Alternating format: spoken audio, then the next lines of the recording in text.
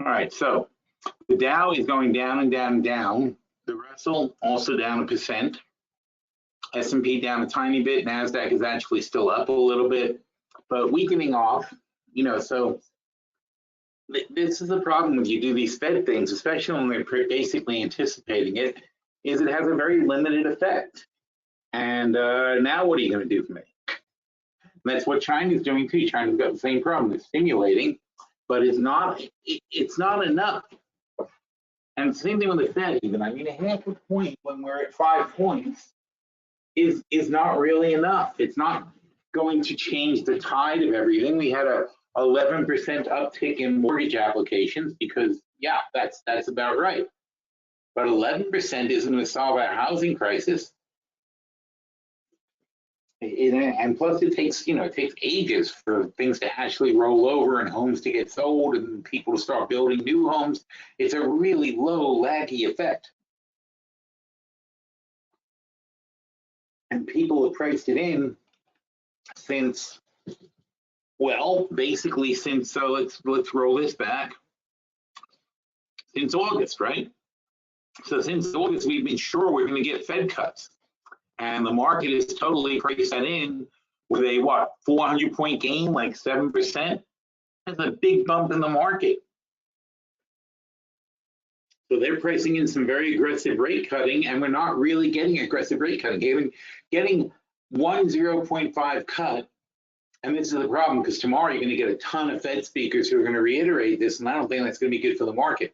But we get the 0.5% cut to kick it off, and that doesn't change the slope. Oh, let's see if we can find a dot plot. That'd be fun. Oh, let's see what the oil report was. That's fun too. So what happened today? September 13th? Nope, that's not the current report. Am I crazy? Should have had an oil report on the 20th. Oh, that's weird.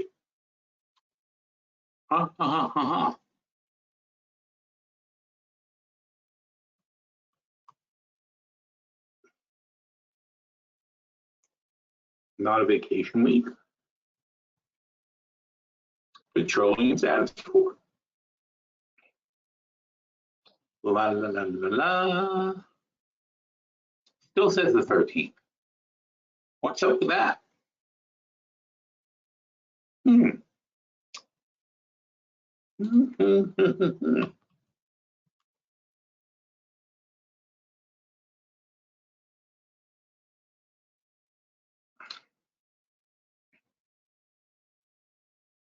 12:30, 11:30, 10:50, 10:45,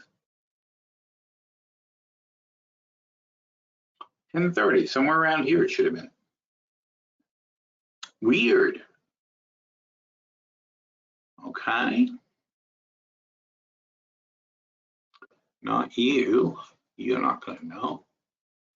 You're going to know.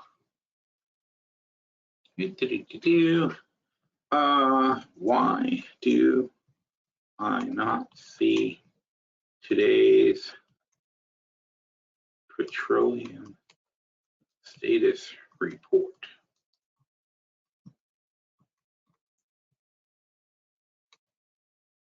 It is Wednesday.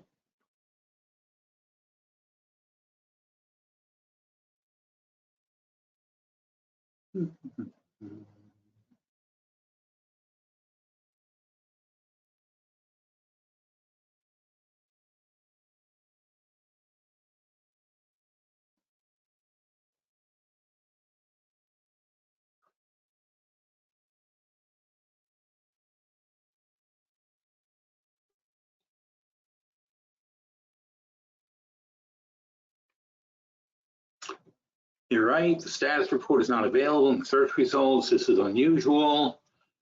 Nope, doesn't know. That is weird. Okay, well, for some reason, there is no petroleum status report. If anybody knows why that's happening, let me know. And otherwise, well, nothing we can do about it, is there? You can't make them put it out. All right, so what else was I talking about before we look? Before we got to that, because I was going to do something else, and then I was going to do the other dot plot. Thank you. Okay, thank you, Becca Brain. Fed dot plot.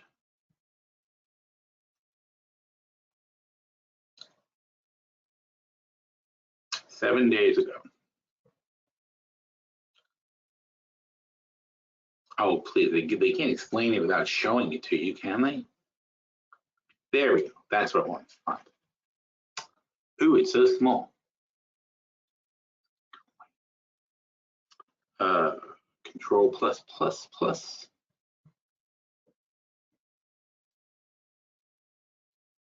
So the dot plot is where the consensus of the Fed members is as far as like what they think the rates are going to be. And so for 2024, 4.75 is where we are now, basically.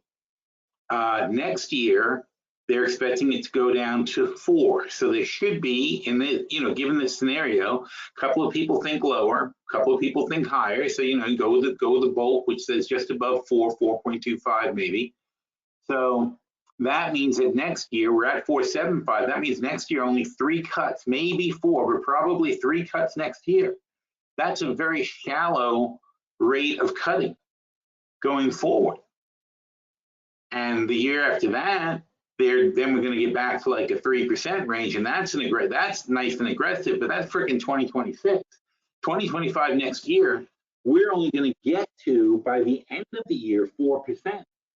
So how much is that really going to move the needle?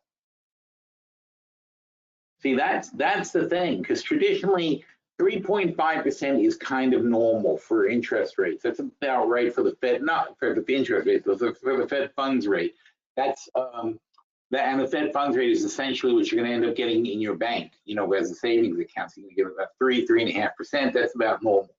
And when you're getting 5%, that's really good. And that's why a lot of money has been locked into these 5% rates, especially on the notes and things like that. When you can lock in 5% long term, you're doing pretty well with cash. And cash is generally considered safe, although I wouldn't really consider the US dollar safe for 10 years. That's the problem. And especially if we're going to go back to this low rate environment, because we're devaluing the currency when we do that. So that's a big picture of going on. So in other words, though, the main point, this is nothing to get that excited about. And let's emphasize this with the FOMC rate chart.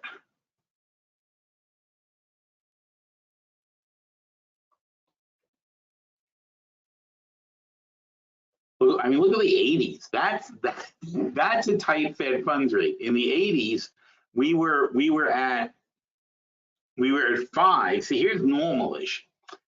This is 1960. This is when I was freaking born. Okay, this is like 63. All right, so here's where I was born. I was born, it was 3%. So when you're a kid, that gets fixed in your mind, right? So let's say in the 70s, I probably opened my first savings account, and we were at basically about 4%, which is, and so that gets fixed in your mind. It's like, well, that's normal. That's what you're supposed to get. But then it went up and up and up, and then it went insane, and it was 18%. The weird thing about the 18%, and I was, how old am I there? 17. So I'm 17 years old. I'm in high school. I'm stoned. I don't really know what's going on. But I don't remember there being a big push for people to put their money in accounts at 18%, which is kind of insane. It's 18, so it doesn't say 18, but will. There's 18. 18.5, May of 1981. That's exactly when I graduated high school. So that's insane. I mean, if you do a compound rate calculator, what is this? All right. Compound rate calculator. Money Chimp is my favorite. Where are you? It's so easy. Money Chimp. It's just so clear and easy.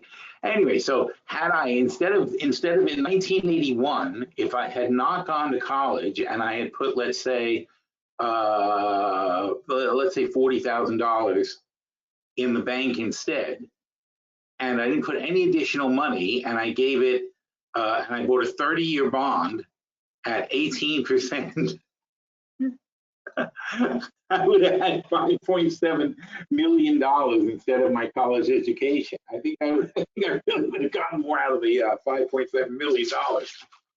And that's in 30 years. That would have been 10 years ago. I would have had that money. So that's I don't. What I'm saying is I don't understand how we went through this time where they were, and it wasn't like a sudden one-time thing. Here it is. That said 19 at some point. Wait, where'd that go? 19. So there was a series, and here's 17 in March of 1980. So there was an entire year of sky-high rates, and nobody thought to put their freaking money just into the bonds at that time. Anybody could have done it. Anybody could have locked in 18% interest on 30-year bonds. How crazy is that? If we would have put our Social Security into those bonds back then at those rates, we would have no Social Security crisis at all. We wouldn't have a deficit. We wouldn't have any problems.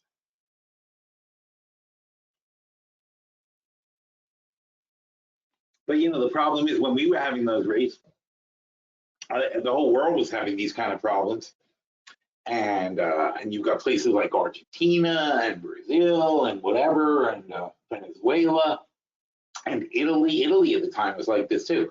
They had 20% annual inflation in some of these places. So 18% was barely keeping you even. We had almost 20% inflation in the U.S. Things, you know, I mean, basically, if you didn't get it back in the 80s, if you didn't get a 10% raise at the end of the year, plus a 2-week bonus. So 2-week bonus is 2.5%, right? Is it 2 out of 52?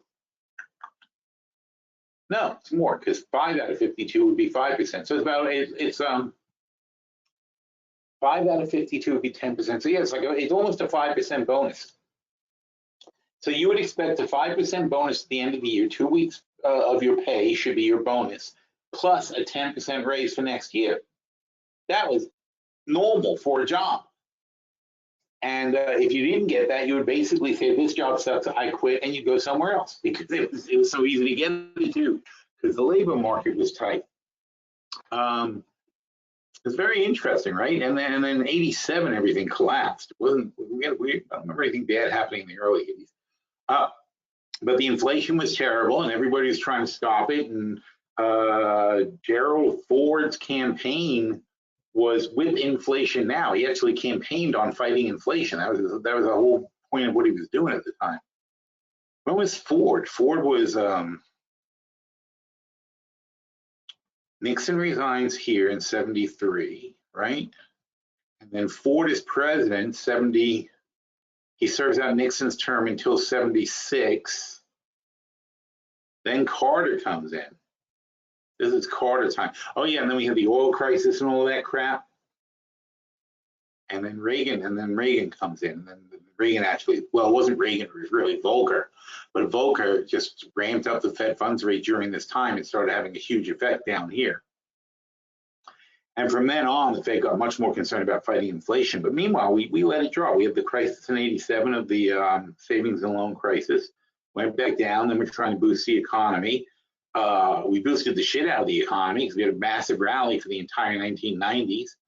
Greenspan said irrational exuberance and started raising rates mostly to stop. It wasn't even inflation, it was just to stop the stock market from going insane. And he sort of, they call that taking away the punch bowl at the time. And then we had the major crash in 2000, the dot-com crash, where it turned out all these incredible companies, like incredible AI companies, all these incredible companies were not so incredible, and they crashed. Then we said, oh, we're too smart to get fooled by that again. And then we have the next crash, which was the mortgage crisis. The mortgage-backed securities, not mortgages, but mortgage-backed securities were their problem. But all real estate was basically overpriced, ridiculous, and so on and so forth. So as the rates came up, the real estate market started pulling back and ultimately fell apart completely. And then we had 9/11 back here too. Don't forget that. And then we had the recovery, which has been a great recovery since 2010, basically. We've been on a massive stock market spree, and everything's phenomenal, and they've raised the rates because inflation was becoming a problem. And now, and notice this has nothing to do with Trump, it has nothing to do with Biden. It's so stupid to like sit there and say, this is because this guy's policy did that. It's just economic cycles. And so we had these insane low rates from 2008 to 2012. I mean, the 2015, 7 years of basically zero rates. That's just ridiculous. I mean, we were just giving money away for 7 years. So of course that caused inflation when you're just giving out money, free loans for 7 freaking years. And even then, we only went up to what, 2.5%. Everybody freaked out, and we went back to zero again for another few years. And now, but this is what I'm saying though. Now the Fed went up, up, up, up, up. So here's March 2022 when they started, right? Or not really, or February 22 when they started. So February 22 is now a year later, basically, a year and a half later. Let's be fair. So a year and a half later, in 18 months, they went up 5%. And so now, and then we get back to the point. So now on the dot plot, so in 18 months, they went to 5%. And now in the dot plot, to go back to 3% is going to take us, and don't forget, we started at zero. So we're only going halfway back. So to go halfway back is going to take us more like 4 years. So it's 18 months up, then flat for a couple of years, and now it's going to take 4 years to retrace half of that. That's the basic plan. So that is not going to have a massive, huge effect on the economy, because if it did,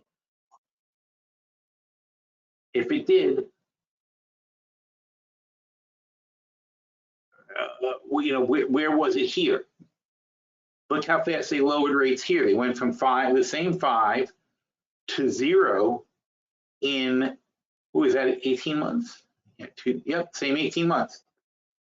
So that's 5% down in 18 months. This is 5% up in 18 months. We're not going 5% down in 18 months. We're doing more like this in the best case.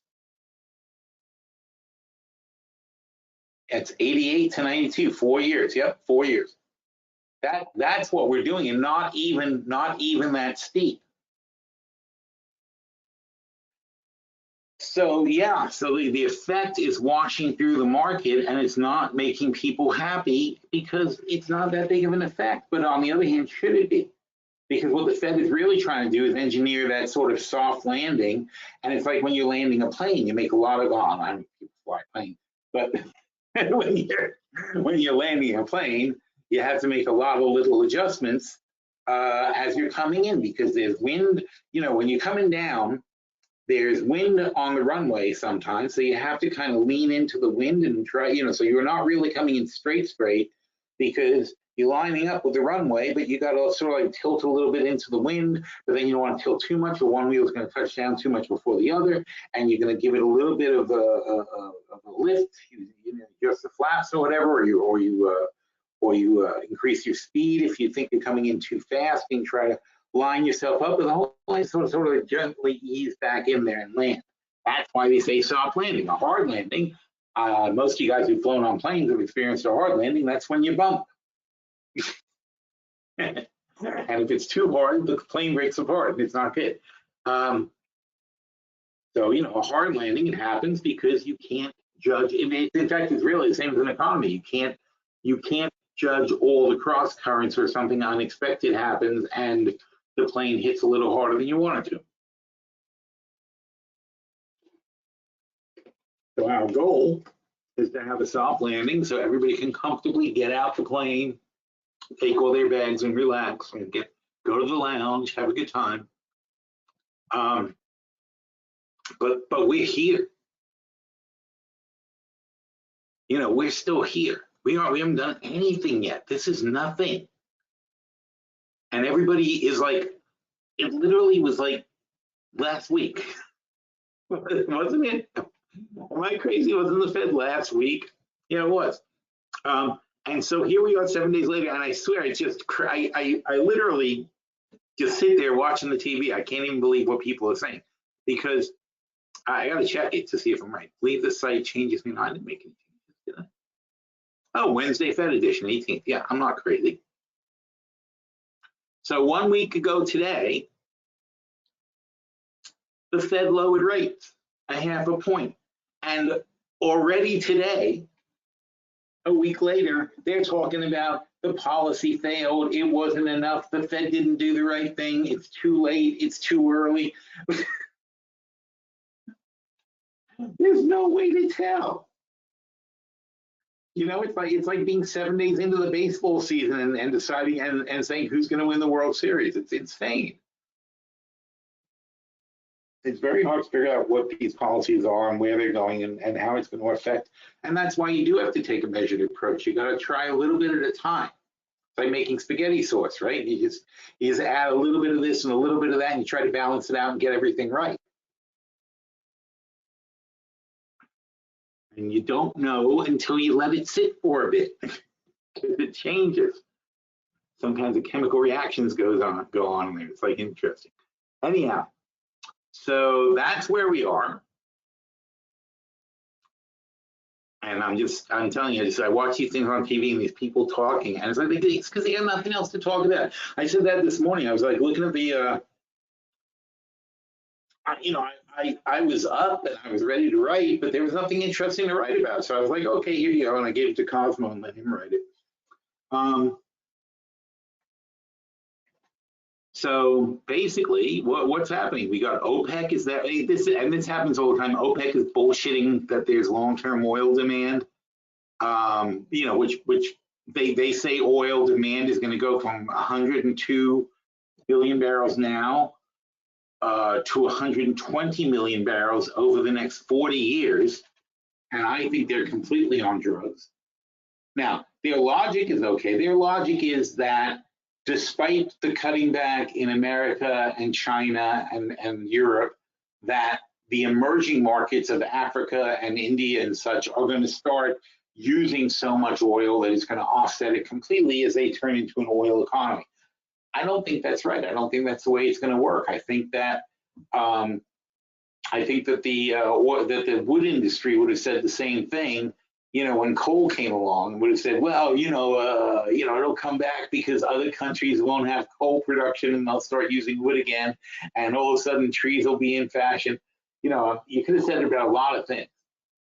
But that's not the way it really works. What happens is they build coal plants in the other countries where they don't have anything. They don't go from nothing to wood. It's not like locked in evolution that you have to go from kerosene to fuel oil to whatever to electricity later. No, sun power is logical and less expensive than oil. So therefore, it makes more sense for an African nation to invest in sun power. Now they don't invest, so you need to have the companies that are able to exploit the situation have to come in, and that's where it's a little bit of a revenue thing. Because it would be cheaper, not cheaper, it'd be more profitable, not cheaper. It's more profitable on a quick return basis to stick a hole in the ground, suck out the oil, and throw it into cars and burn it up. That's the cheapest, fastest way to make money. The solar stuff, if you build solar panels, instead of sticking a straw in the ground and sucking up the oil, you are now going to lay panels all over the ground, and then you're going to have to get your returns over the course of 20 years. So you'll get paid back and you'll make a profit over the life of the thing. And your profit's going to be about 200%. But over 20 years, that's 10% a year. An oil company makes a lot more than 10% a year. That's the problem. Oh, how's Trump doing? Oh, it's still terrible.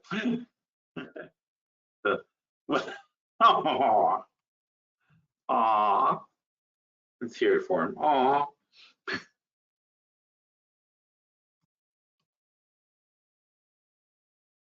So, this isn't going to tell us anything. Damn it. So Exxon, oh, yes, at Exxon. So Exxon spends 300 billion and makes 36, 300. Actually, we only made 10% too. Why do they complain? It's no different than solar. That's actually way worse than I thought. I didn't think it was that low. It's interesting. What the hell are they doing with all that money? Can you imagine they spend they take in $350 billion and only make $35 billion? That's awful. And check Chevron to see if it can't be just Exxon. I'm sure they're as good as anybody. Yep, Chevron, same crap. So 10% bottom line for an oil company and a solar company, they've got to spend,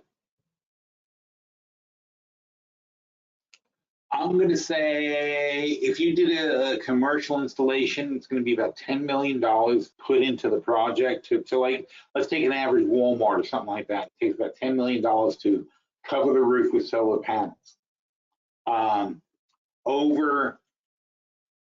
But the electric bill for the Walmart is going to be something that is going to be more than $100,000 a year.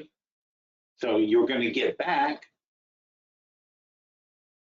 You're going to get back. I'm sorry, not 100,000 a year. It's 100,000 a month. You're going to get back about $1 million a year, or at least 500,000 a year. So, yeah, no, it's going to be millions. It's going to be about $1 million a year.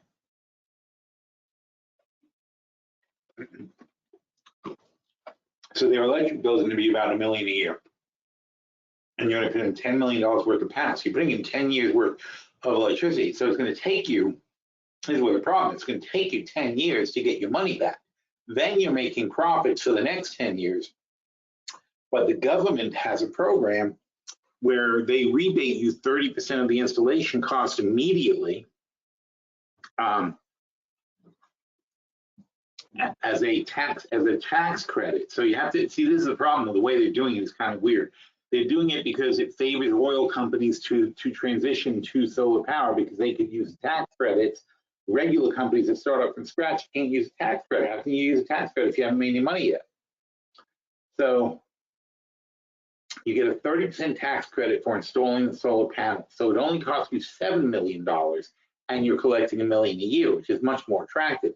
But also you get accelerated depreciation of 85% the first year, and the rest of it depreciates over the next 4 years. So if you are and again, this is back to it benefits oil companies because they can use the depreciation, they can use the they can use it against their taxes, and they can use it, and they can use the income tax credit, and it works for them. So effectively, if that's why Total is very into doing this sort of thing. So some oil companies are doing it. Companies like Exxon are not. They're absolutely refusing to participate, and therefore we have all these incentives that aren't being used and all these programs that aren't being used, and we're not transitioning the way we should. And again, instead of Exxon adjusting their strategy, they get together with their buddies and they pay Trump $1 billion to kill the whole thing. So Trump's saying when he gets in office, he's going to just kill the program completely. And nobody's going to benefit putting in solar panels. So that's what gives OPEC hope, because it's only cost $1 billion. They're making 20 billion. All the other, let's say Exxon is 10% of the energy sector in America. So they're making $20 billion. That means about $200 billion of profit floating around. And all Trump's asked for is $1 billion to kill the anti-oil bills. There you go, all fixed. They get real bang for the buck out of these politicians. But it's going to change because it economically makes sense. So if you're Africa though, and you've got nothing, so you have no oil and no gas, there's no real reason to invest the money in drilling for oil when you can do electric. And then it becomes a question of, and again, this is why Trump is trying to kill this stuff. It's a question of battery technology and whether we can have a good solar recharging network and so on and so forth. You've got to have the infrastructure in place. But again, when you're talking about a country like rural India and places like that, they don't have the infrastructure anyway. It's not like there's a lot of gas stations around. It's not like they've already got all these things in place. So instead of putting in gas stations, they put in charging stations. But the question is always, who is they? Because the government doesn't put gas stations in. They don't, that's not traditionally the government's role. So the government to start putting in charging stations, and for the government to invest in the energy when usually there are energy companies doing it. The problem is the government needs to look at themselves as a business and do these things to make a profit. So rather than giving incentives to solar companies, rather than giving rebates, rather than lower taxes, so on and so forth, why doesn't the government just become the business? And America should do this too. They should say, hey, screw you. You guys don't want to use all these solar credits? We lined up $1 trillion worth of incentives to put in solar and nobody's using it. But you know what? We're going to take that $1 trillion and we're going to invest it and we're going to make $2 trillion over the next 20 years. It'll come back to us, the government. We'll make a profit on what we lay out and it'll be good for the people. That makes sense. It's not hard to fix these things, but of course, that's commie talk. You can't do that. Oh, that's so socialist. But that's what you need to do if you want to really change the world and transition things. You can't wait for business to do it. It's never going to happen. Even when you give them a profit incentive, even when you give them programs to do it, it's been so slow to adopt.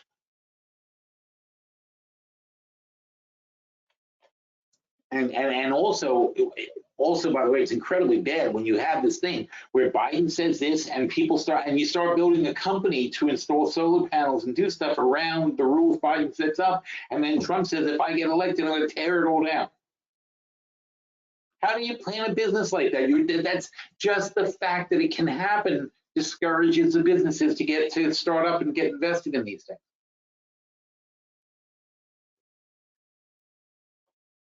We invested in the marijuana business in California, and literally that's what happened. They changed the rules. They changed the rules over and over and over. Every few months there would be new rules about how you can do it, what kind of licenses you need, what you can grow, how you can do this, how you can do that, distribution rules, blah, blah, blah. They change the rules. Every time they change the rules, it costs you tens, thousands, hundreds of thousands of dollars just to comply with the new rules. And the state didn't care. They would just be like, okay, you're shut down until you do this. You can't function until you get these licenses. You can't do this until you get that. And it was terrible. And all over the country, this kind of crap happened. That's why this marijuana industry never really took off at a terrible time, because they just put everybody out of business, because people who tried to comply, the people who ran illegal businesses did great.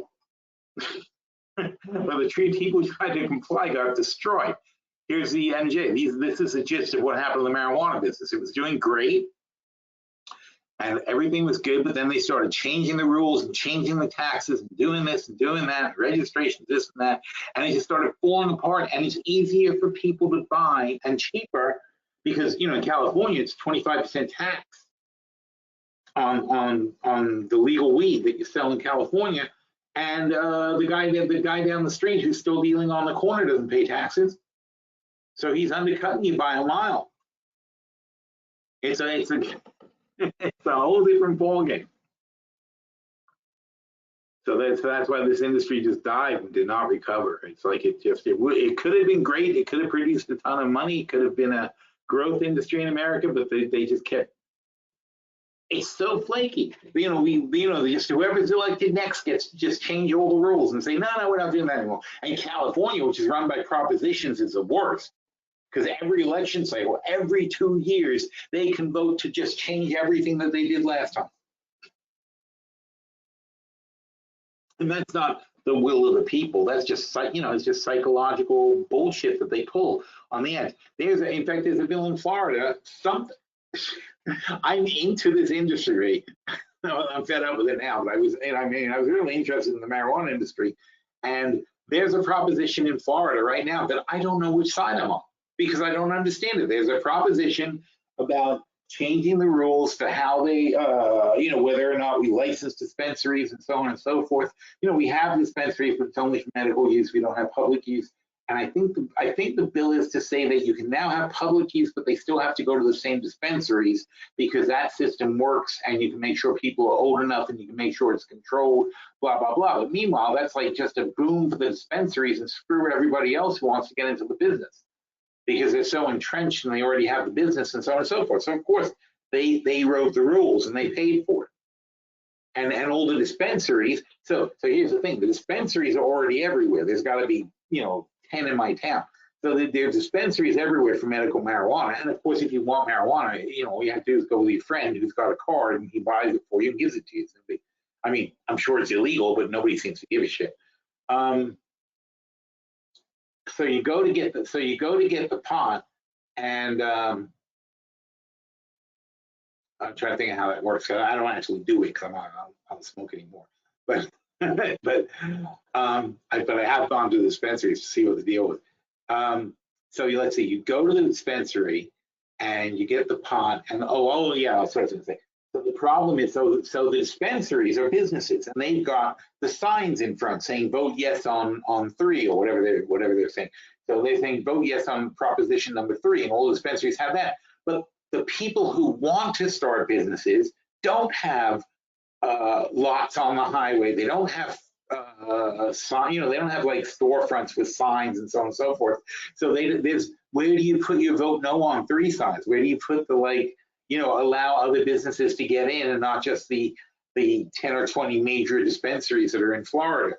But of course, and Florida is just as corrupt, the same shit. I mean, in Florida, the dispensaries put all their money together. They give Ron DeSantis a couple of $1 million, and he starts pushing this thing, and then all his people in government start talking about the same crap, and that's how they do it. And they tell all the people how vital it is that we don't allow criminal elements to come in, and the way we have the dispensaries now is good. They're like, you haven't been killed or raped, have you? Okay, so let's keep it this way. That's a new thing the GOP likes to do. They like to threaten you with like violence in case if you vote the wrong way. Horrible things will happen to you. It's really weird. I mean, the politics has gotten out of control. So let's see, Andrew says, could you comment why diesel prices advanced to close to the gasoline price when historically it was usually about 20% or less? Honestly, I don't know for sure. So, but you said diesel prices advanced to close to the gas. I'm like, it's, I'm not sure the structure of the sentence, but let's see if Bodie can figure it out. So. I wonder how he'll interpret this. But yeah, I mean, diesel is its own animal because it depends on the trucking demand. It's not to do with the summer driving season or something like that. It's to do with the trucking demand. So it's possible that there's simply more demand towards the end of the summer as the stores begin stocking up for winter, especially considering that we have a stronger consumer demand than we thought we were going to have, and therefore a lot of people have been caught short, and that's causing a strain on the diesel prices because people are running more trucks around stocking up the stores. Possibly, don't know for sure. But that's the kind of discrepancies you can have between diesel and gas. Also, the refineries may have not been planning to make a lot of diesel this early. So if you have a sudden surge in demand for diesel and the refineries haven't been making it, it takes weeks for the diesel to catch up to the gasoline in distribution, because the refineries have to start making more diesel, and then the trucks have to start putting more diesel. Oh, and also we've been exporting a shit ton of diesel. Remember that? We always complain about that. We're exporting a ton of diesel out of the country, and that's probably causing a price spike also. Global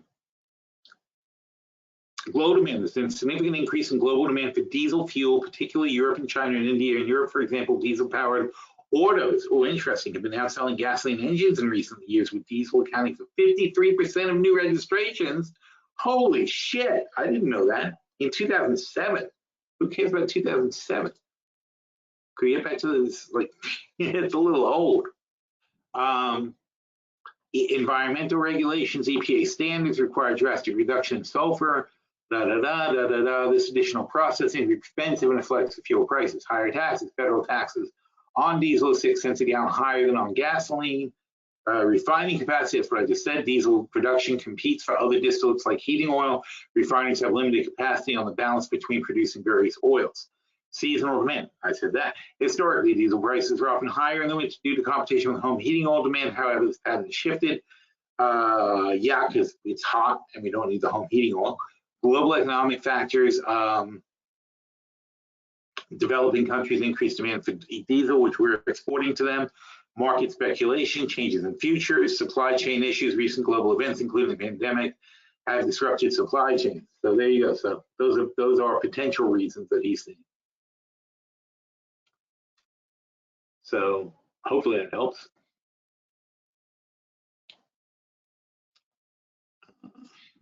Let's see, energy, metals.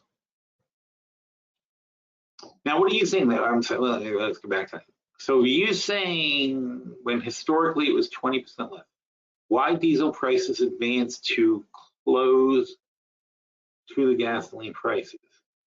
Diesel, I don't think diesel is usually cheaper than gasoline. You think gasoline is getting towards diesel? I don't know. Anyway, and gasoline has drastically dropped down. That's the other thing. Gasoline's had a huge sell-off.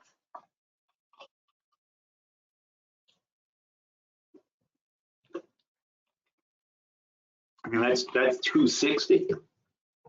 This is 260, and this is 2. That's in the last couple of months. That's crazy. I mean, it's interesting, right? All oil demand has gone down like crazy, but natural gas, which we have bets on, is going up. So I'm happy. Nothing to complain about there. Oh, what the frick? Oh, for God's sakes! They're like working on the roof.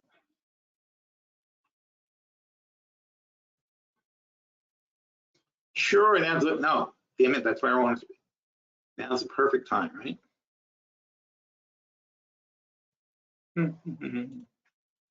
Back to here.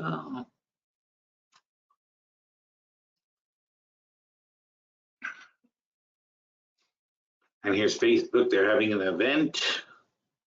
Do we even call them Facebook anymore? Meta. I like how their event is very tied into the. They're still tying it into the metaverse. 1 p.m. Yeah. So I don't know who actually cares what he's saying. Do you know what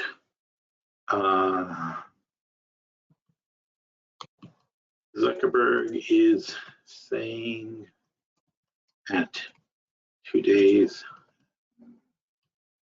Meta event?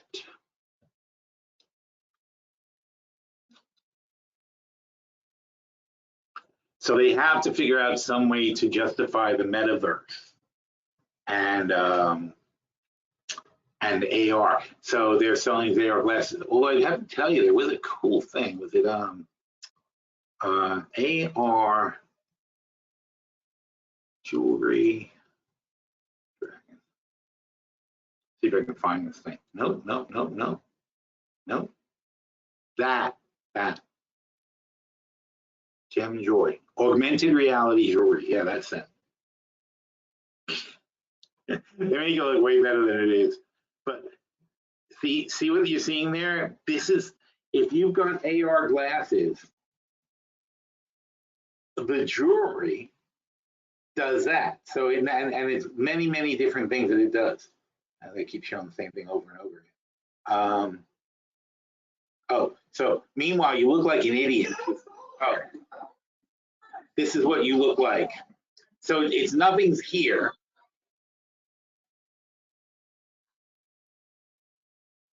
I don't see the point of this commercial at all. Look at that. A bunch of people looking at their phones, but now they have their wrist waving around.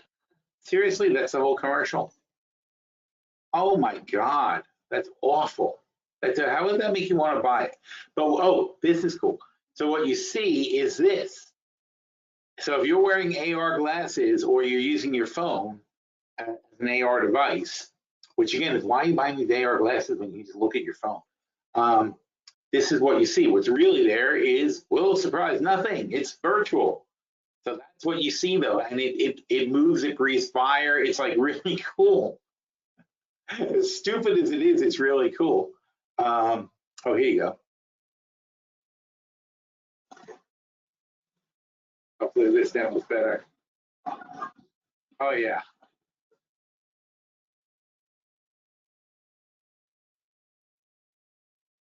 Where is the volume?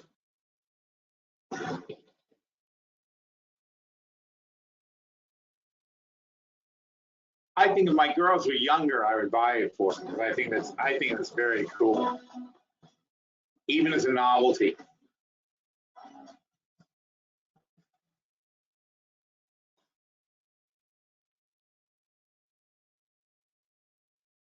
So anyway, so all it does is it's a focus base. It's a base that teaches the AR thing you're using. It knows to put the image there. That becomes the center for the image, and that's all it is. There's nothing incredibly special about it. It's just a focal point for the AR device.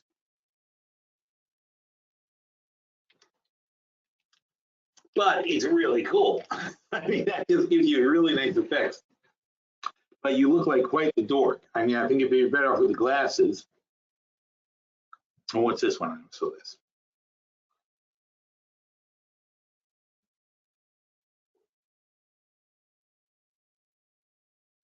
Isn't that crazy?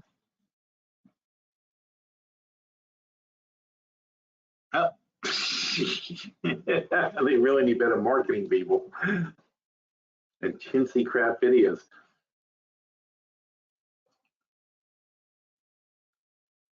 Anyway, so that's what's cool about AR. So, but you know, Facebook, and that's not the metaverse though. And so, you know, Facebook changed their name to Meta because the whole point was they're going to create this great metaverse, like more like Ready Player One. Hang on, where's Ready Player One?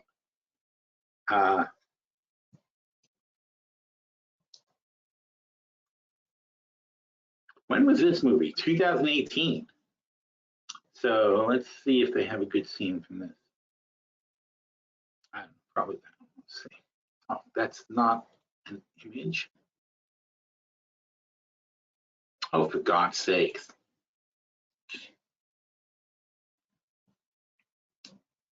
How do we see this? Final trailer. Hopefully this will explain it. Jesus.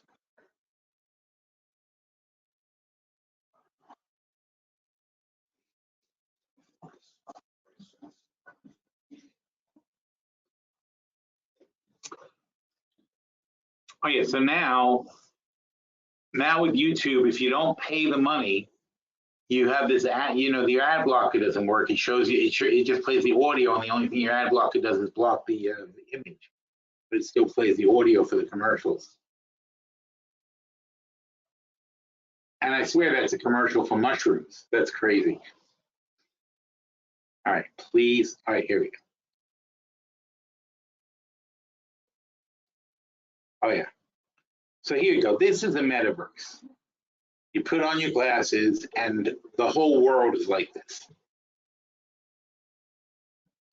And this is actually quite a good movie.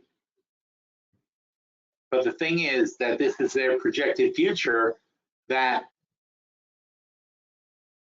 the problem of it is that's all everybody does. Everybody in the world just sits there and plays a stupid game all day long because it's more fun than reality.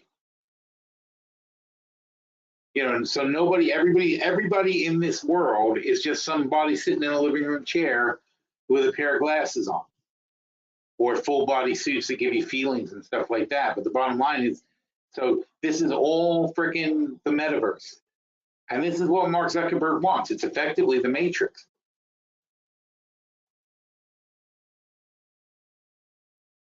And so, yeah, they all live in like shitty tenements, but they all have really cool AR glasses and things like that they use. And their avatars are these guys, and they go out and do cool stuff and fight wars and have all kinds of fun all day long.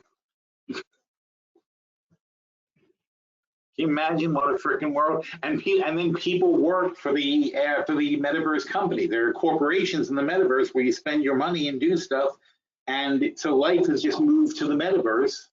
And now there are metaverse companies that figure out ways to take your money and do stuff.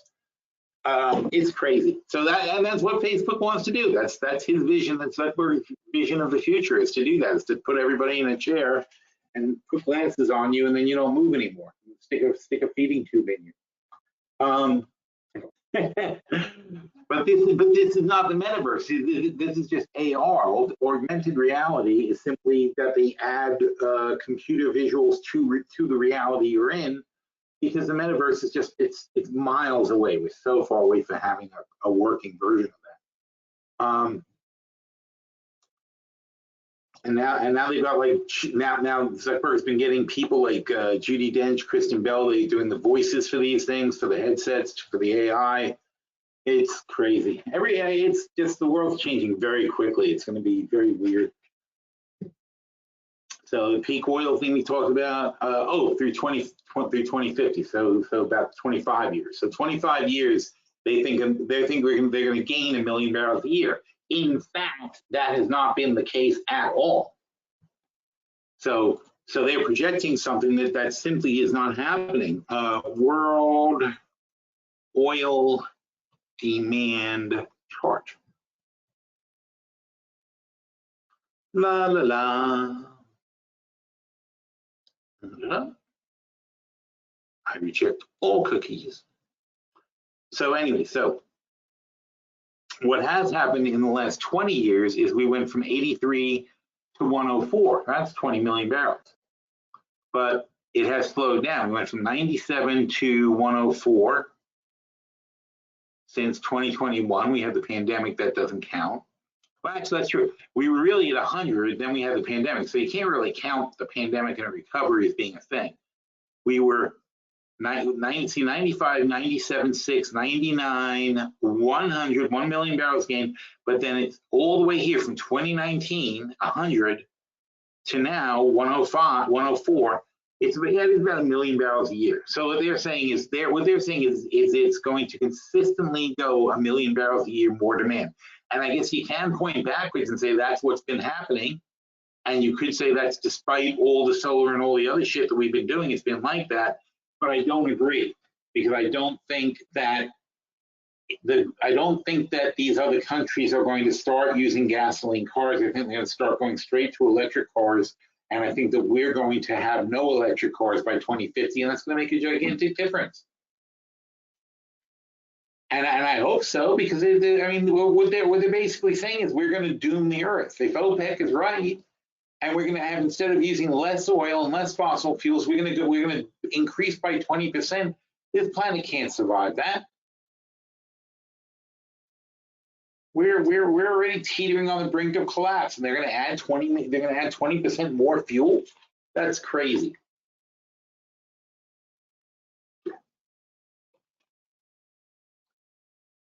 But meanwhile, they say shit like that just to prop up the price of oil, but it's certainly not working today, because oil collapsed today, even though there was no EIA report, for God knows what reason. Let's try that again. Yeah, but if the 1030 report didn't come out, the week release date September 25th, that's today.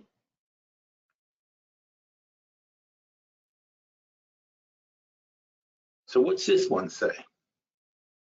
September 20. Oh, okay. So that's a good one. This one's right.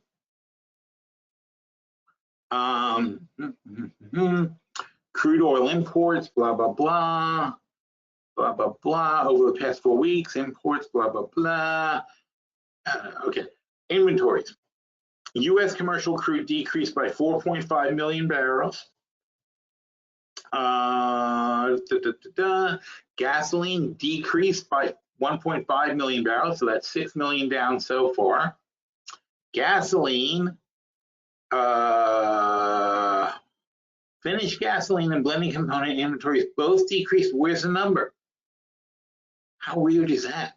All right, Distillate fuel inventories decreased by 2.2. So now we're at 8.2 million barrels down. And propane and others. So 8.2, 8.7, 9.7, 10 million barrel draw.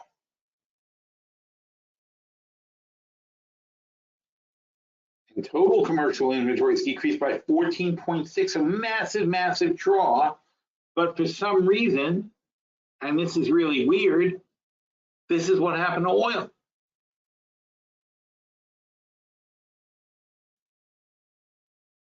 Hourly. Oil's back at 69.50. That's pretty weird, right? So OPEC puts out this thing, oil overnight, so the 5-minute chart. So OPEC puts out this thing and sends oil back up from down here. And of course, this is why they put out the report. Well, I'm sorry, that's yesterday. I'm sorry, I apologize. So no, here. So OPEC puts out the report here because prices are falling to 70. OPEC doesn't want it going below 70. They put out a report that says, oh, no, there's going to be huge demand in the future, blah, blah, blah, blah, blah. And it gets us back to here, but then all of a sudden the sellers come back, and this whole day it's been down and down and down, despite quite a massive drawdown in fuel. So something else is going on. There's definitely more to the story somewhere.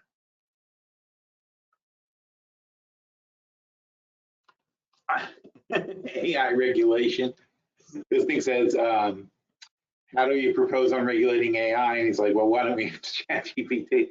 That's very true. I'm telling you, that's like a little too much reliance on AI already. Said the guy who lets the AI write his column in the morning. But yeah,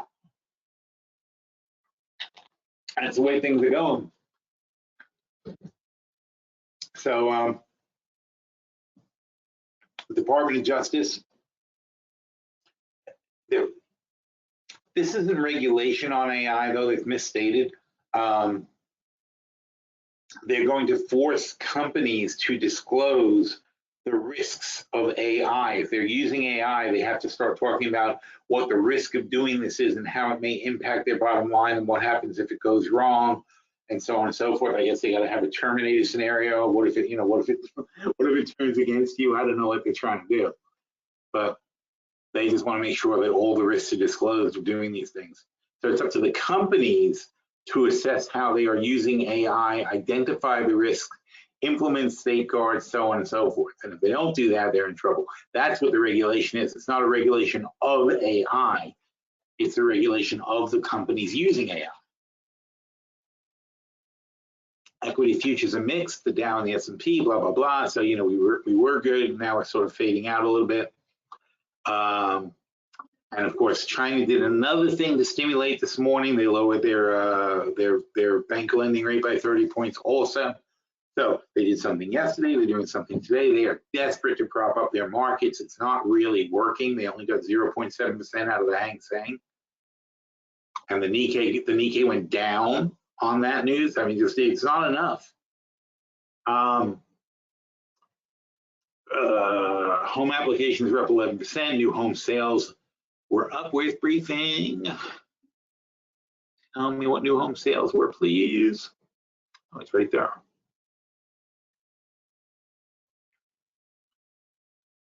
I'm not logged in. I am logged in from the application. I'm not a robot.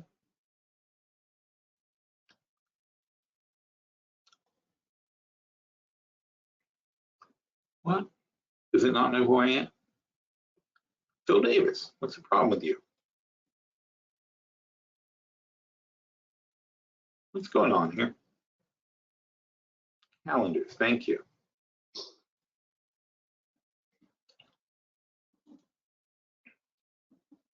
So new home sales were 716, which isn't up that much. It was, oh, in fact, it's down. That's weird. That's very interesting. So new home sales are actually quite a bit down, but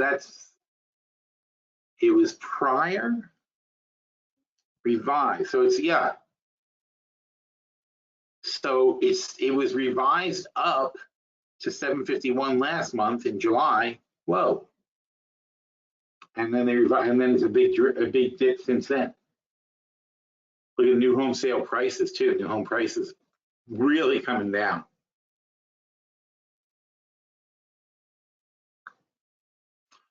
And the headline oil was minus 4.7. I don't know why it wasn't showing up before. That's weird.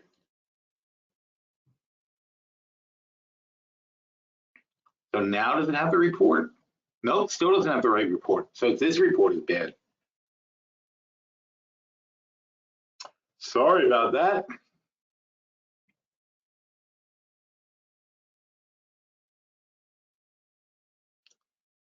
So what else is going on? Oh yeah, we had a big thing here. Oh, I'm not logged in.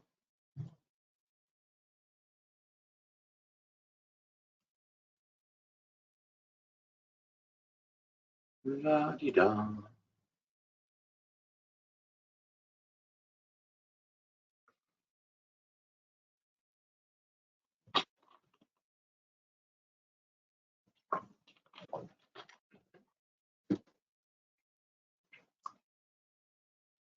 Mm-hmm.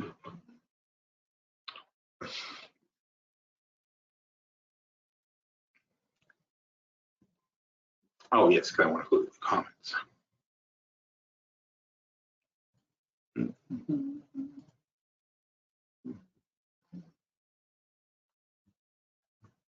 What else is in the news?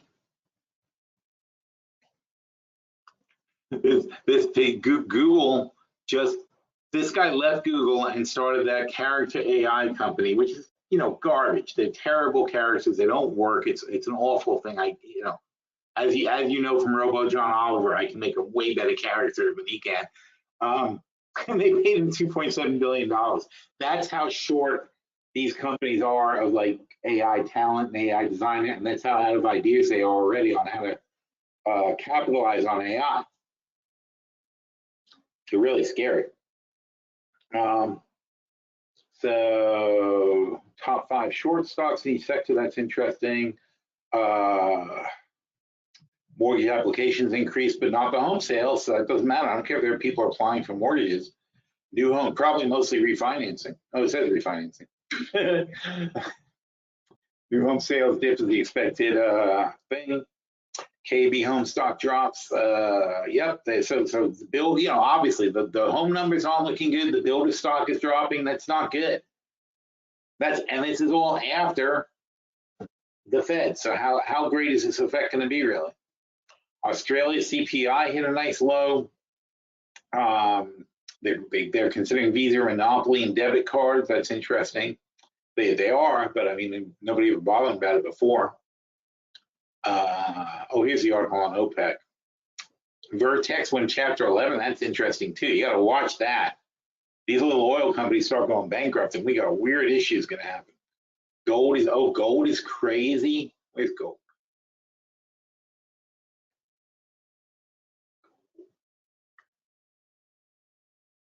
Look at gold since March 2000 in February. 26 now. It's 30. You want me to getting towards 35%.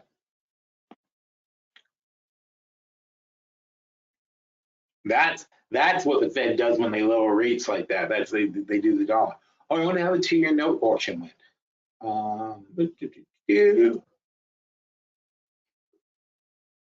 How did today's 2-year note auction go? Okay, go back to that. He figures it out. Iron ore started coming back, so that's good for our Vail bets. This cracks me up. We're sending $1 billion worth of Stinger missiles to Egypt, but Egypt is one of the countries that might end up going to war with Israel, who we send missiles to also. I guess it's good to supply both sides of a war, but it's a little weird. I mean, on the other hand, you sure don't want Russia making the money. Auto stocks, it's good to read about the auto business. Tyson is getting killed on margins. Starbucks has got wages problems. That's the thing. We see all these strikes, and the dock workers are about to go on strike. You see all these strikes. That's whenever you see strikes, you have to think it's a tight labor market. They don't go on strike when it's not a tight labor market. That's why nobody's gone on strike in the last 5 years. Now everybody's starting to go on strike because the labor market's tight, and this is when you have bargaining power. The food delivery service don't have to. There's a thing with the New York City restaurants were trying to get the food delivery services to disclose who the customers were, and there's no logical reason for that. They just want to market to them and get rid of the food delivery services. And the judge said, no, that's their private information. Micron, we have Micron, we think it's going to go higher. We have HP, they're kicking ass. Google is now accusing Microsoft. See, that's the thing. If the government doesn't have to accuse you of being anti-competitive, the companies are happy to accuse themselves of doing it. So God forbid the government do that. When the government cracks down on Google, which is happening in Europe, they scream bloody murder that the government shouldn't be involved, and then they take lawyers and sue Microsoft for being anti-competitive. It's too funny. Where was I? Bodie. What'd you find out, boy? What'd you get, boy? It's like a dog. What'd you find? What'd you get? I don't have real-time information about Zuckerberg's statements at the event. Oh, that wasn't my question. Was it? I'm confused. Oh, yeah. The event is currently ongoing, and I'm not updated in real time. Oh, what a shame. Okay, so we don't know. It's not that important, so I'm not going to worry about it. So today in chat, RN said, any thoughts on Dow as a butterfly position? And I was like, yeah, you know what? That's a great idea, because this is just what we want. This is a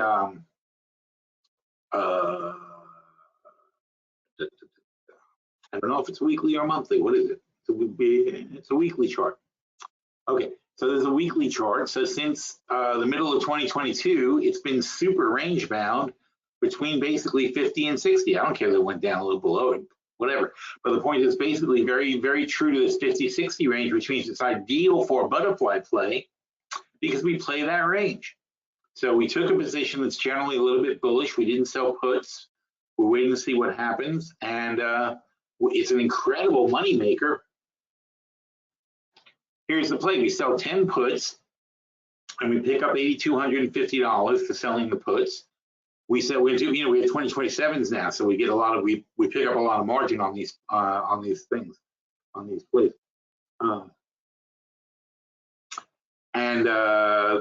We buy 25 longs at $50, which is right there. But it's not about trying to have a big spread. We sell the 57.50s, but we only sell 20, not 25. So we have 5 uncovered. Sell them for $4.50. So it's really a $3 spread, and it's a $7.50 spread that we're buying for $3. So that's a great deal right there. We're a little bit uncovered, but we're making that up with the put sale, and also we're selling 7 of the January 52.50s, which are a tiny bit in the money, but we're selling for $2.95. So we're picking up $2.50 in premium times 7, which is whatever it is, who cares? But it's like $1,800, $1,700. So we're picking up the premium. And the point is that we have 8 more quarters to sell. So if we can pick up $2,000 a quarter, that's going to be $16,000 between now and January 2027. Plus it's a $18,000 spread. Plus we're getting a $565 credit from all this. So we end up having a potential upside of some large number, $35,315. We're not laying out any money. We're laying out the margin of the short calls, which isn't very much, frankly. So we're laying out the margin of the short calls, not the short calls, the short puts. So the 10 at 52.50. So even if you have an IRA or a 401k, you have no margin. You're putting out $52,000 in margin. If you have that, if you have an ordinary account, it wouldn't be more than $27,000. And in a portfolio margin account, which is what you should have to be playing these kind of things, it's like $8,000. So you're laying out $8,000 worth of margin. You're getting a $565 credit. And the upside is $35,000 freaking dollars if it just gets to 57.50, and it's at 53 now. We only need to get to there, and we're going to make $35,000. And what do? We just sell every month. We sell every month, every quarter. Every quarter we sell. We pick up 1,000 here, 1,000 there, 1,000 there, and it adds up. And we go on the money. And if the stock goes up, we sell or we roll for the next quarter, and we keep doing that. And if the stock goes down, if stock's flat, the plan works and we make all the money. And if the stock is flat, if the stock's up, we have to roll possibly. We might not make as much of this 16,000 as we thought we would, but we'll make some money along the way. And if the stock goes down, we're actually happy about that, because the stock goes down, first of all, the short calls go worthless, right? These short calls go worthless. We sell more and make more money. Plus, then if we're down here, or even if we're down here, we're going to sell puts. We're going to sell short-term puts also, because now we feel comfortable that we're not going to go lower on a short-term put. And we sell puts and calls, and we can actually bring in $4,000 a quarter doing that. And that would be bigger, more money than we're saying we're going to make here. So this is a great play. It's a great way to play. This is why our butterfly portfolio makes so much money. The potential, and you're not going to always make it, but the potential is 6,000%, 62 times upside potential on the spread. And of course, it's not going to go perfectly. Something will go wrong, whatever. But you only need a couple of these trades to actually perform somewhere near where you expect them to, and you're making insane amounts of money. That's what's so great about it. Because what are we doing though? We're selling premium, being the house. We're selling premium all the time. The whole spread is just an excuse to sell a lot of premium. What else do you say? Then Bodhi and I had had we had an all-day discussion, really. In fact, when I wasn't working on the post this morning, that's what we were doing. We were looking at all the AI companies and trying to figure out if any of them were still worth investing in. And I asked Bodhi, well, I said, after all that, what are our top contenders in? So he says, based on the research discussion with Phil, his analysis of the best value AI companies. Yeah, I didn't tell him only the ones I agreed with. I told him what he thought were the best ones. He likes Google. I don't like Google because I worry that Google, their search business is going to get impacted by AI. But as you see, I still use Google all the time. I use AI, but I also use Google because Google is still better than AI. But that's not really a good premise to me, because I'm always looking a few years out. I don't like to buy a stock for the next year. I like to buy something that's going to be around for a few years. And I really think that at some point they're going to issue some reports. They're going to say, oh, you know what, our search ad revenue is getting clobbered. That's going to happen to them at some point. Microsoft puts so many restrictions and stupid things on Bing, it's no longer really useful. I don't even use Bing anymore. Really a shame. They had some thing, but they're so corporate, they can't help themselves from ruining things. They just have to like rules and changes and this and that and blah and blah, and eventually it just became crap again. It started out crap. I used to make fun of Bing, then it started getting good, and then it got bad again. So basically they snipped its ability to access the web, and they snipped its ability to talk about so many topics that it can barely talk about anything. Nothing to do with politics, nothing to do with anything that might be sensitive topics, and so on and so forth. It's ridiculous. It's like basically anybody who complained about anything that got on their list of things to do, so that you can't do it anymore on Bing. Whereas Elon Musk one, Grok, is also a terrible program, but at least it does everything. The redeeming value of Grok is it doesn't care what you want it to do, it'll do it for you. Anyway, so Microsoft, yes, Microsoft is amazing. I just don't want to pay 28x for it. If they can come back down around here, if we can get back to 340, yeah, somewhere around 340, I'd be very happy to buy it, but I can't spend that kind of money on it. Taiwan Semi. My problem with Taiwan Semi is that China is having military exercises off the coast of Taiwan. So, you know, I don't think they have a stock. It's like owning Boeing. It's like, you know, anytime a plane crashes, Boeing can drop 20% in a day. You know, you're not hedged for that. You're not ready for that in your positions. That's Taiwan's like that too. If they all they got to do is start having like a little war of the words in China with China, and all of a sudden Taiwan stock is going to drop 30-40% on you. So for that reason, I'm not gung ho on Taiwan Semiconductor. Otherwise, fantastic companies should be bought. Qualcomm we already have, and we just made aggressive adjustments after this happened. First of all, there's fears that they're going to buy Intel, and that's very scary because it would be probably, even if it's a good move, it'll be a painful move to try to absorb Intel and try to change the company around. But they have some amount of stagnation there. It's hard for them to push harder into the consumer sector and AI. It's going to take them a long time to really get the penetration they want, and they want to fix. So they have, so, you know, they're doing so well, they have so much money, they're like, let's buy somebody to expand. I don't think Intel is the right choice. I think they should take a baby step first. Because Intel's like, you know, it's like one whale swallowing another whale. It's not really, you know, you could swallow a shark if you want to be aggressive. Don't swallow a whole freaking whale. That's crazy. So Intel, of course, we also have in every portfolio. I think this is ludicrously cheap. Yes, they have problems. Yes, they have massive investments ahead of them. Excuse me. But on the whole, there's such a gigantic moat. It's so hard to duplicate these chips. There's so much patents and engineering and skill and the $50 billion plants that they use to make the things. And the government's already awarded Intel like $20 billion to make stuff. It's crazy to say that they're not going to do well. It's just everybody's just impatient. So I love Intel, and that's sorry. What I learned out of this is I still love Intel. I still like Qualcomm. I still like Intel, and I don't see any reason that we should buy more stuff just to buy more stuff. And then there's AMD. So interestingly, we took a closer look at AMD. And what was the real problem with them? The problem with AMD basically is that they're at 30 times already.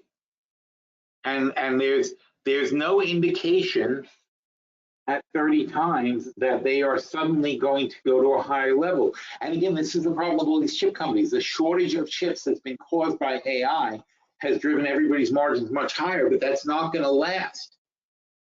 And it's the same thing with RAM chips. You know, we went through RAM chip shortages. We went through processor shortages.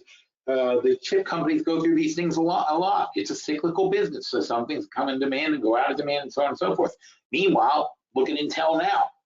Intel used to be 2-3 times bigger than it is now because they were in the position that NVIDIA is in now. Intel was once like NVIDIA. They had all the chips, they had all the demand, they could set the prices, they could do whatever they wanted. They were never as greedy as NVIDIA, but they were in a similar situation. So it's not going to last for NVIDIA. That's a problem for the whole industry. And that's why these other companies like AMD are fetching 30 times when they should be at 15. And 15 is $80 a share at the bottom of this chart. That's 15 times earnings. This is 30 times earnings. And people look at charts. This is a problem. Whoops, didn't even do that. So people look at charts and say, well, it was there, therefore it should be going higher. That's not how a chart works. Actually, charts don't do shit other than tell you what people price something at for a point in time. But this is not realistic.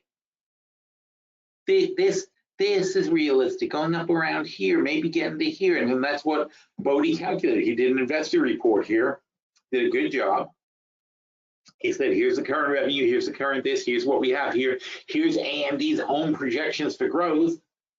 And so basically the only thing keeping them up is going to be the 30 times multiplier. And if they lose that 30 times multiplier, this stock's going to drop really hard. And so he's saying fair value. So based on this, a fair value range would be 110 to 159. That's pretty freaking wide. So in January 2027, 159 is where they are now, right? Is it 159? Yeah, 159 is where they are now. So he's saying their best case scenario is to be where they are now in 2 years.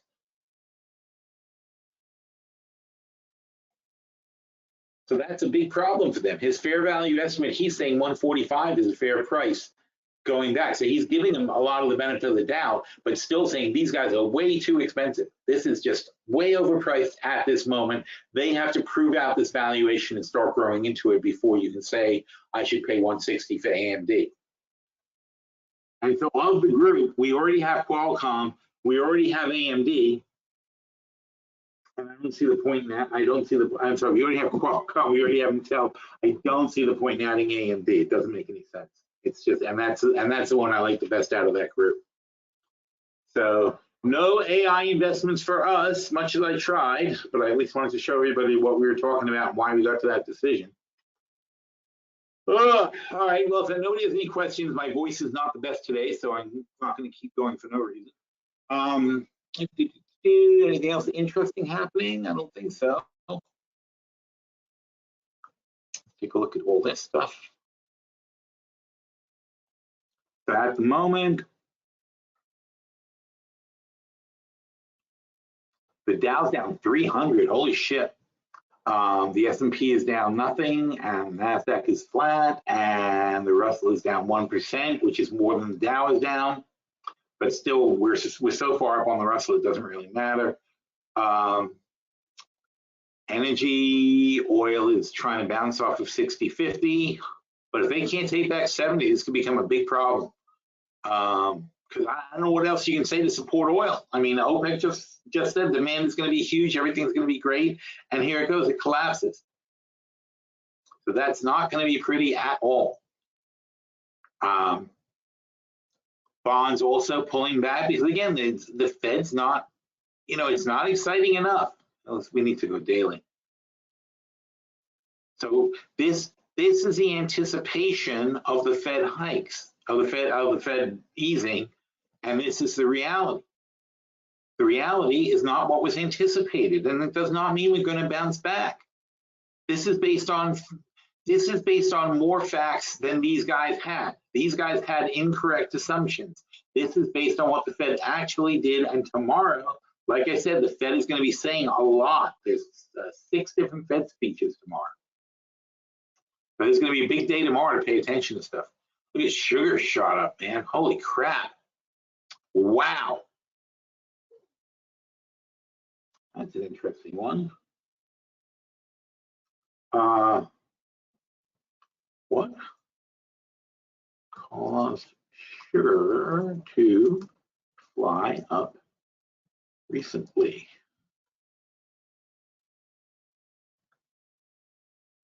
That's the exact same question in Google. This is the thing about Google.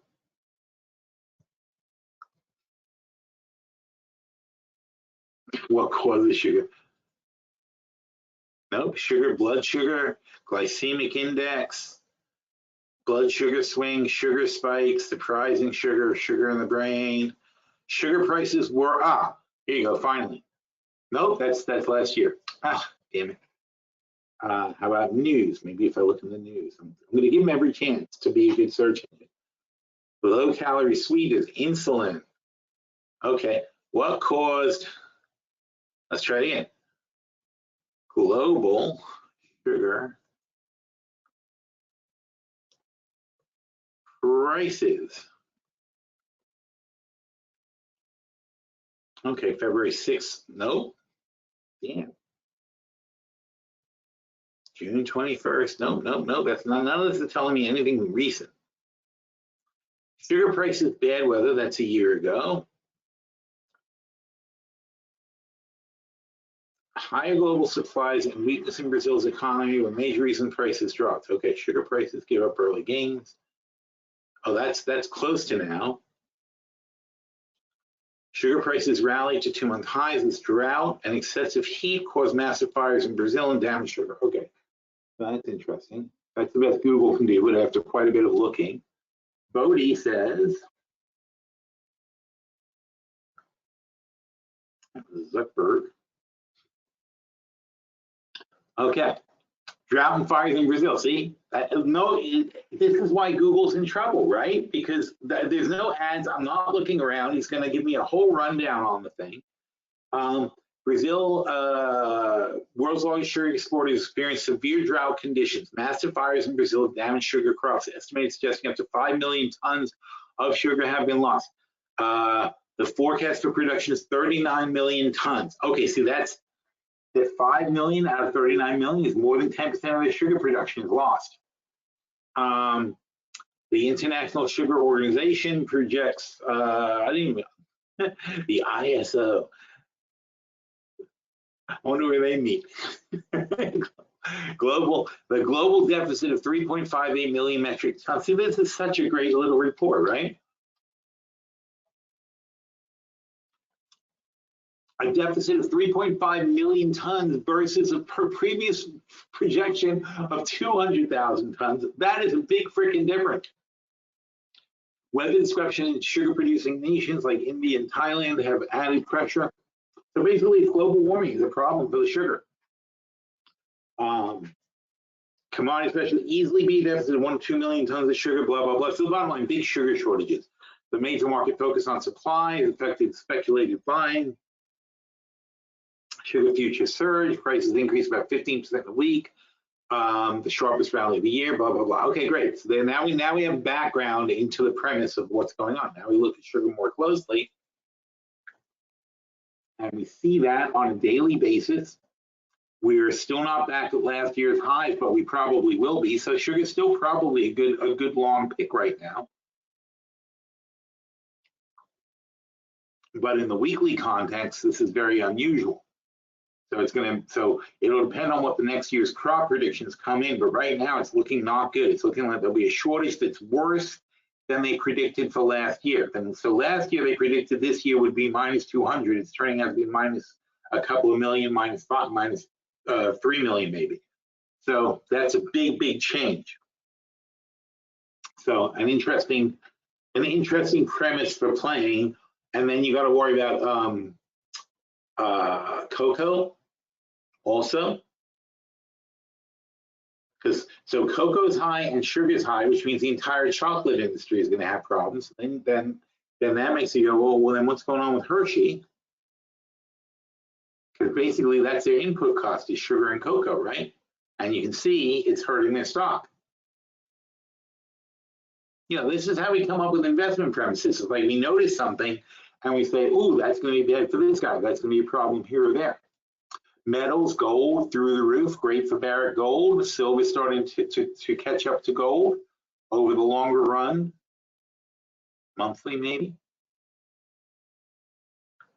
But you can see, so sugar was 15 to 32, so that's double. And gold is not really double, it's 15 to 26. So actually it's gold that has to catch up to sugar, but the recent move in gold has been huge and sugar not so much. I mean, silver not so much. Copper is finally starting to turn back around. But as you see, this is like the major highs for copper. So copper is back. This is as good as it gets for copper. If it starts spiking past up to 5, we got a whole new paradigm here, and that's going to start negatively impacting all the companies that use copper. So that'll be fun to watch. We got a lot of fun stuff to watch here. Grains.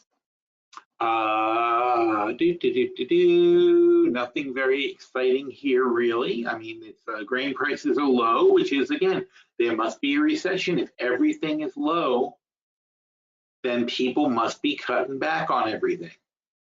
That makes sense, right? Here's the dollar. The dollar's fallen way off its highs, 10%.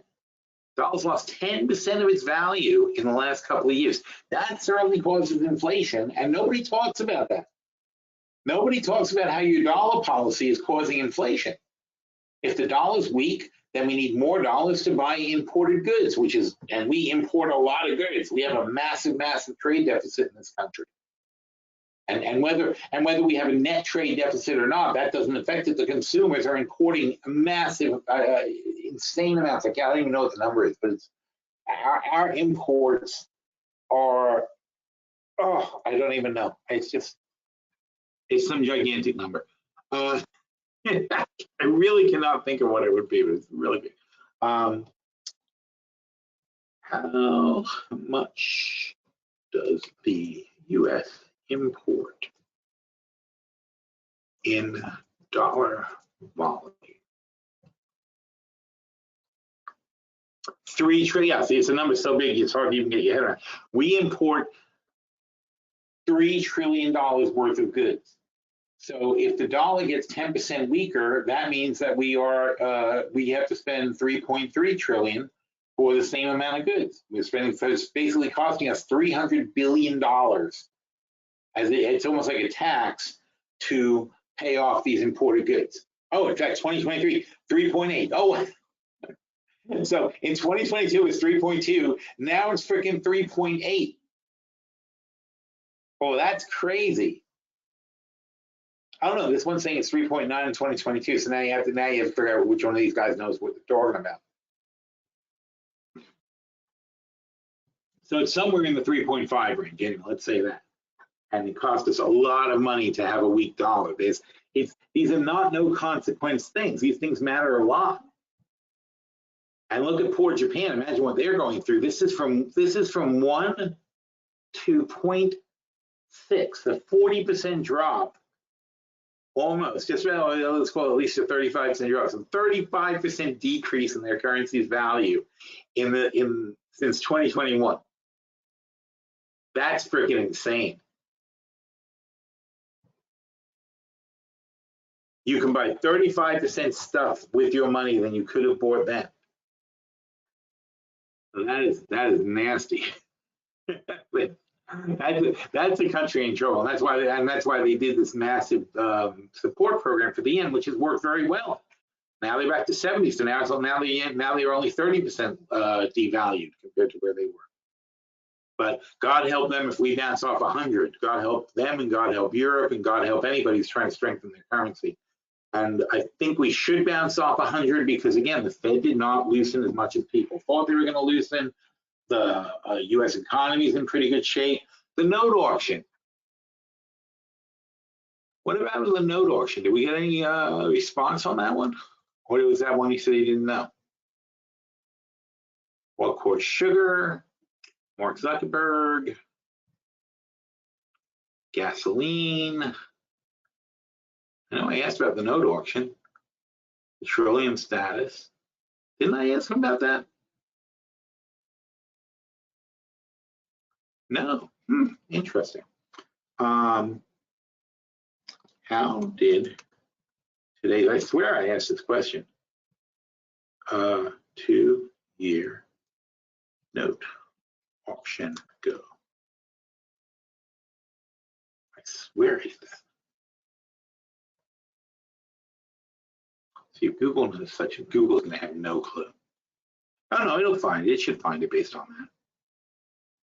Treasury auction results. 3.5% was lower than the previous auction of 3.8. So that went off well. That's pretty good.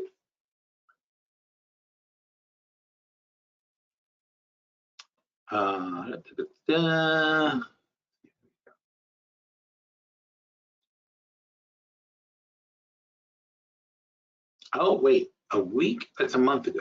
It's not helping. 10-year, 10-year, 10-year.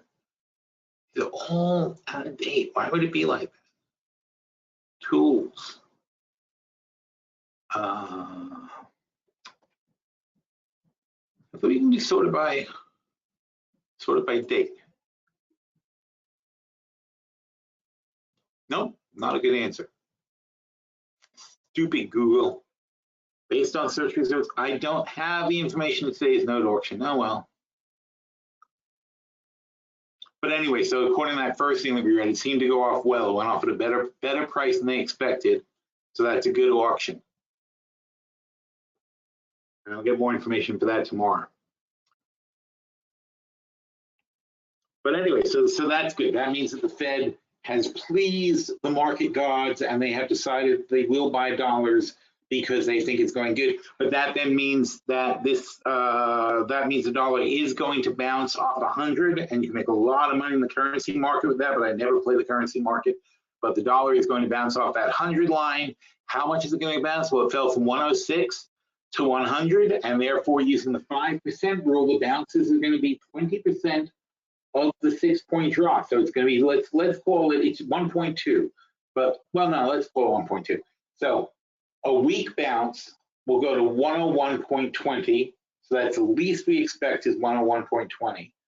A strong bounce would be 102.40. And I think that we'll get a strong bounce based on the fact that we had a good auction, based on the fact that the dot plot is not where we think, and so on and so forth. We should get a move of the dollar from 101, at the moment it's 100.60. We should bounce all the way back to 102.40. So that's my prediction, and we'll see that before next week. And if that happens, that's going to push commodities a bit lower, and that's going to push the market a bit lower, not to mention all the bullshit the Fed says tomorrow. So that's what we're going to be watching out for. I thank everybody for coming, and that means next week it'll be interesting to come and see if we got it right or not. All right, thanks, guys, and take care.